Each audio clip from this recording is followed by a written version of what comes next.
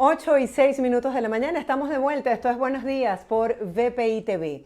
Y continúa la tensión en Irán. El jefe del Poder Judicial de esta nación islámica amenazó con más represión contra los manifestantes. Esto tras las protestas por la muerte de una joven bajo la custodia de la policía de la moral, que hasta ahora ha cobrado la vida de al menos 40 personas. Para analizar este tema tenemos como invitado a Alejandro Linares. Alejandro, gracias por acompañarnos el día de hoy. Bienvenido. Hola Marjorie, feliz lunes para ti y para toda la audiencia. Alejandro, para poner un poco en contexto a la audiencia y ahora que hay más información, quisiera que nos hablaras de qué se sabe de Mahsa Amini, el origen de estas protestas de los últimos días y el reciente anuncio del jefe de la judicatura iraní que prometió no ser indulgente con los manifestantes. Ya hay al menos 40 muertes en Irán. Sí, bueno, lo que se sabe sobre Mahsa Amini es que era una joven de 22 años de edad. Ella había viajado hasta Teherán, que es la capital de Irán, de la República Islámica de Irán. Había viajado hasta allí con sus familiares para visitar a algunos parientes y también para pasar algunos días de vacaciones. Fue detenida el 13 de septiembre por aparentemente haber incumplido con las normas en cuanto al uso del velo, en cuanto al uso del hijab, que es el velo islámico o uno de los velos islámicos. Ese día se le detuvo, se le introdujo en una patrulla de la policía de la moral, se le llevó a una comisaría y 3 días después de ese hecho, es decir, el 16 de septiembre, apareció sin vida. La versión oficial indica que la mujer murió cuando se encontraba en custodia a raíz de un paro cardiorrespiratorio. Sin embargo, organizaciones que defienden los derechos humanos y también algunos medios de corte independiente han revelado información que sugiere que esta mujer, Mahsa Amini, fue brutalmente golpeada mientras estaba en custodia de las autoridades. Esto, por supuesto, ha desencadenado una ola de protestas que se han extendido por prácticamente una semana, por prácticamente 7 días. Estas protestas no solo se han registrado en Teherán, que insisto, es la capital de Irán, también se han registrado en otras localidades, en otras latitudes. Muchas de estas protestas han estado protagonizadas por mujeres que han estado desafiando la autoridad de la policía de la moral y también la ley islámica que obliga al uso del hijab, que obliga el uso del velo islámico. Como tú comentabas, hasta la fecha hay 41 personas fallecidas. Buena parte de estas 41 personas fallecidas, hay que decirlo, son mujeres y también hay unos más de 1.000 detenidos. 17 de estos detenidos son periodistas que pues han sido encarcelados precisamente mientras, o encarcelados, detenidos y encarcelados precisamente mientras cumplían sus labores periodísticas. Sí, estaba viendo que, por ejemplo, el servicio de Internet ha sido intervenido por las autoridades. Recientemente una joven también de 20 años falleció de 6 tiros que le dieron bueno, en varias partes de su cuerpo en esta arremetida. En este sentido, el canciller iraní convocó a los embajadores del Reino Unido, de Noruega y de Suecia para expresar su descontento por el apoyo de esos países a las protestas. También organizaciones de derechos humanos se han pronunciado, han realizado encuestas donde se dice que el 40% de la población está en contra de estas arremetidas y de estos actos considerados desproporcionados. ¿Cómo ves tú la situación? Vamos por partes. Primero, hay que hablar acerca del Internet, acerca de por qué las autoridades iraníes están registrando el uso del Internet y por supuesto están imposibilitando o dificultando el empleo de las redes sociales. Irán y sobre todo sus autoridades han aprendido que las redes sociales son un medio de comunicación poderosísimo que no solo sirve para convocar protestas, para fomentar protestas, sino que también se trata de medios de comunicación superpoderosos que le permiten al mundo conocer lo que está sucediendo dentro de la República Islámica.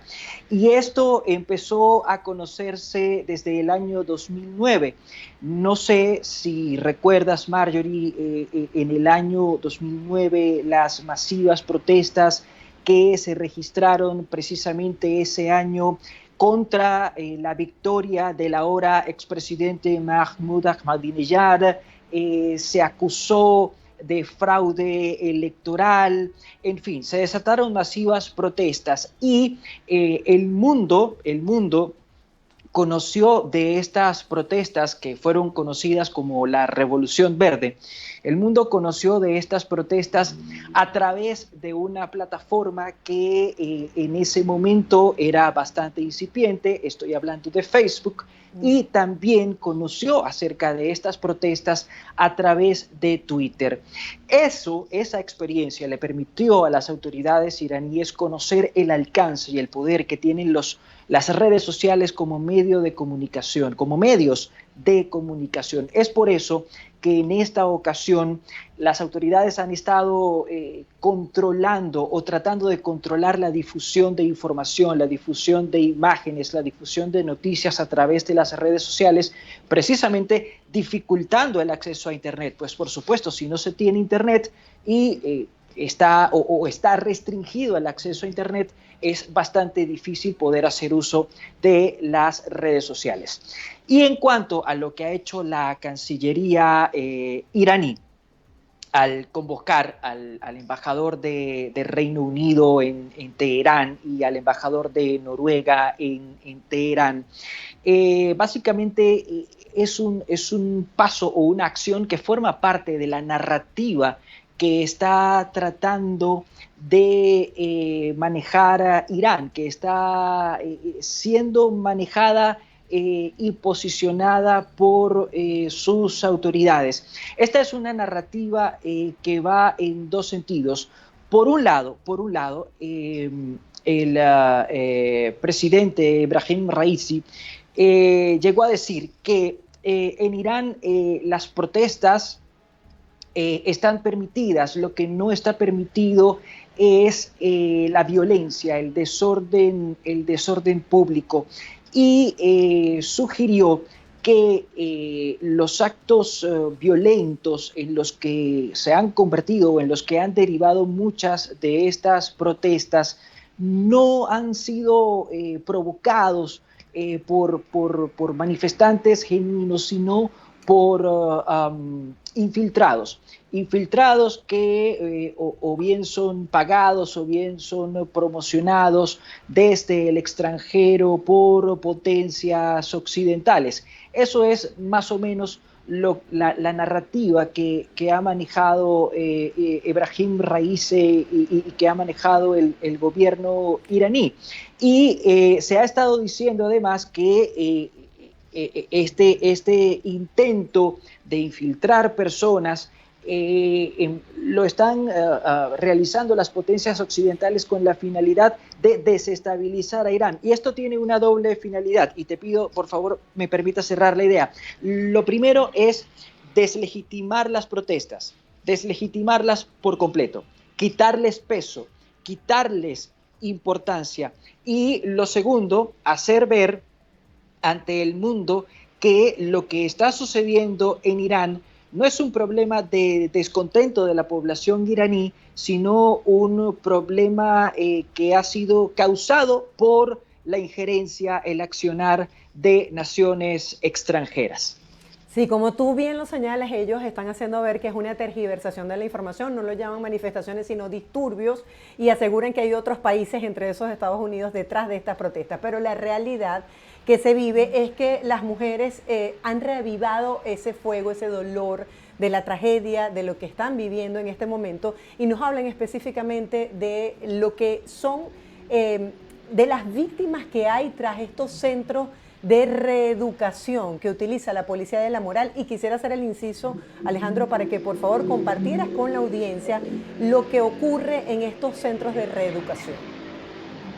Bueno, en teoría, lo que ocurre o debería ocurrir en estas comisarías, en estos centros de reeducación, es que las mujeres que incumplen con la ley, porque hay que decirle a la audiencia que en Irán, la ley indica cómo deben ir vestidas las mujeres.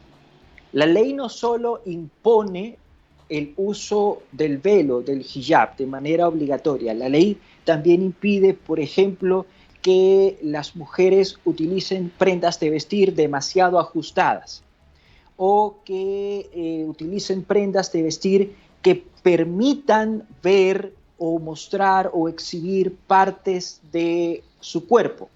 Entonces, a las mujeres que se les considera han violado esta normativa, se les lleva a esta comisaría o a estas comisarías con la intención de darles una charla sobre lo que dice la ley, sobre por qué ellas están cometiendo un delito y sobre lo que tienen que hacer para que esa infracción en la que han incurrido no se vuelva a repetir.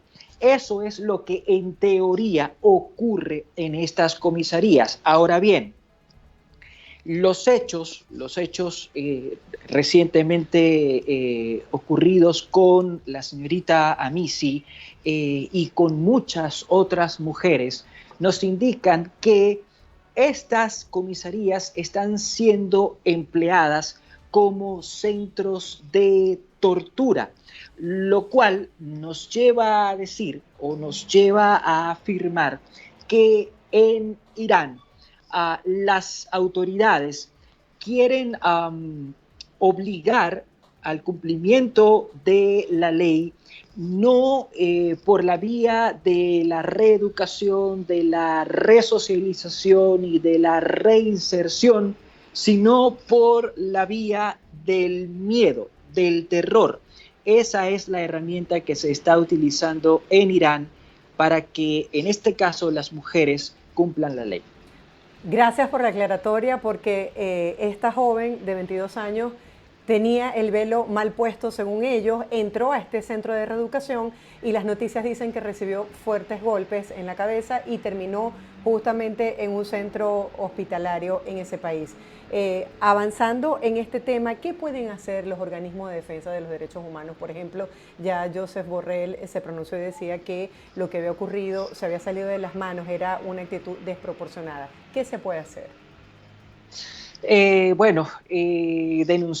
Denunciar, hacer la denuncia es lo que en este momento se puede hacer, porque mientras en Irán continúe imperando una teocracia, hay que recordar que el régimen político de Irán, luego de la caída del Shah de Irán, luego del triunfo de la Revolución Islámica, el régimen político es un régimen teocrático. Mientras en Irán continúe imperando una teocracia en la que prácticamente todos los aspectos de la vida están transversalizados precisamente por el Islam, y no por cualquier Islam, sino por el chiismo duodecimano, que es una de las escuelas más radicales del islamismo. Mientras la vida esté transversalizada por el Islam, por el chiismo duodecimano, y mientras en Irán se mantenga una teocracia en la cual la religión está por encima de todo. De hecho, el presidente iraní está por debajo del Ayatollah Ali Khamenei, que es el líder supremo, la máxima autoridad política, religiosa y moral de Irán. Mientras en Irán las cosas se mantengan de esa forma, de esa manera, va a ser muy difícil que se modifiquen costumbres como, por ejemplo, la obligatoriedad del velo. Va a ser muy difícil que, por ejemplo, se reforme no solo en las palabras, sino también en los hechos, las facultades, los poderes, las capacidades de la policía, de la moral. Insisto, mientras no haya un cambio radical, un giro de timón de 180 grados en Irán, va a ser muy difícil que dejemos de ver episodios como los que hemos estado presenciando desde el pasado 13 de septiembre. Claro, ya llevamos más de una semana y compartíamos con la audiencia, justamente le hemos dado seguimiento a esta noticia en desarrollo. Dicen que no es la primera vez que ocurren este tipo de manifestaciones, que ha dejado también la pérdida de vidas humanas. Veremos qué ocurre en el desarrollo de esta noticia y estableceremos nuevos contactos. Alejandro, gracias por acompañarnos. Feliz semana. Gracias a ustedes, Marjorie. Siempre será un placer. Conversábamos con Alejandro Linares sobre estas protestas que continúan, al menos han dejado 41 fallecidos en Irán. Nosotros hacemos a esta hora una pausa, al regreso más información. Esto es Buenos Días por BPI TV, ya volvemos.